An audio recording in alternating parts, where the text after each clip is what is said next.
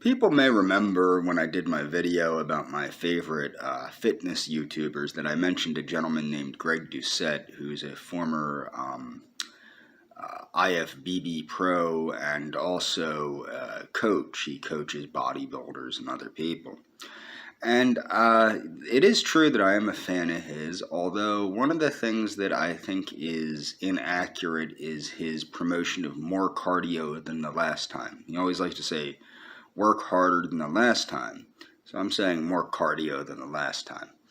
Now, it's not that I've never done cardio or that I even don't do cardio now.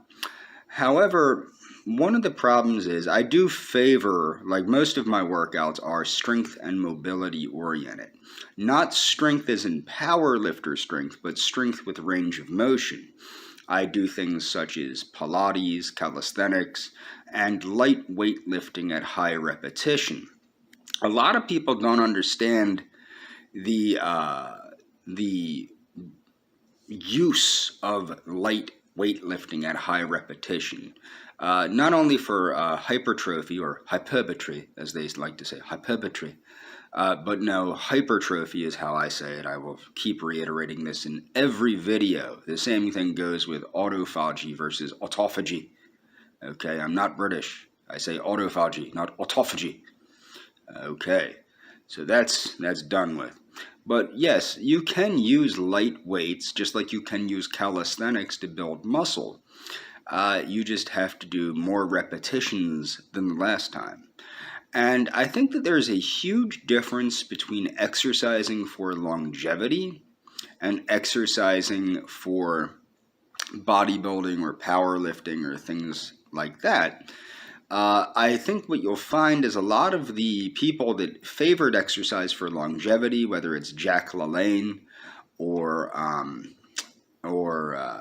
even Frank Zane favors light weights, but you will see that a lot of people that exercised for longevity implemented the use of light weights at high repetitions.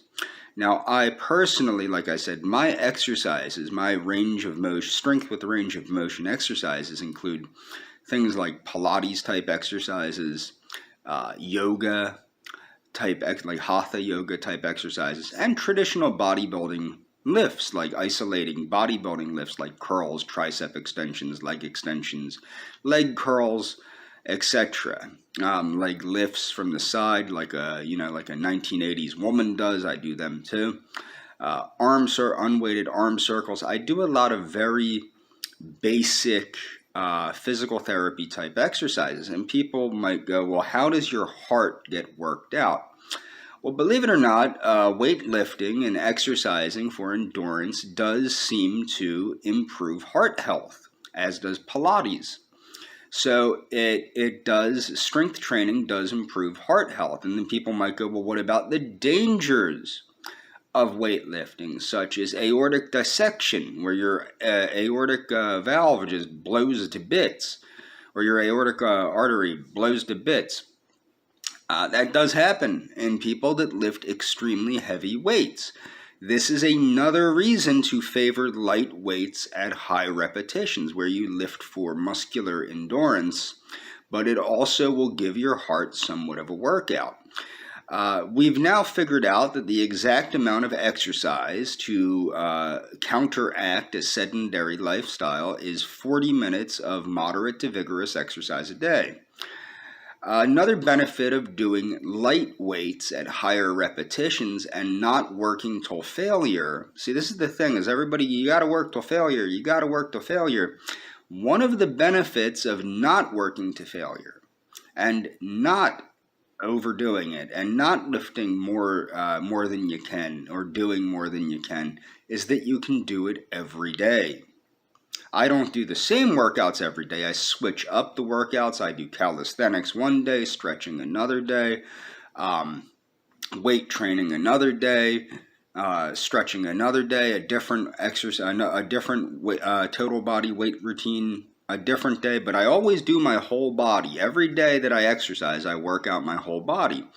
My exercise routines last anywhere from an hour to even 3 hours. A lot of times I do work out for 3 hours. And this is because I'm doing it at a moderate intensity, a low to moderate intensity. I'm capable of doing more volume of work and not having the ridiculously high risk of injury lifting heavier weights, and the ridiculously high risk of damaging my heart by lifting heavier weights. Now, people might be saying, well, what about your progress?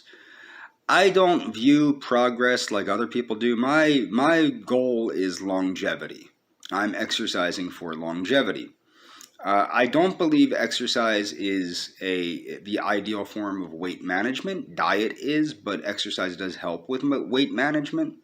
So somewhat of the reason that I exercise is to burn calories more than it is necessarily to get stronger or have more burst of speed or power or anything like that. And that's what I mean. I think that what you'll find is, I think that when you're lifting for longevity, you're exercising for longevity, there is a lot more, it's not the same. It's not the same as it would be for powerlifting, bodybuilding, or even a competitive sport like swimming or gymnastics or something like that.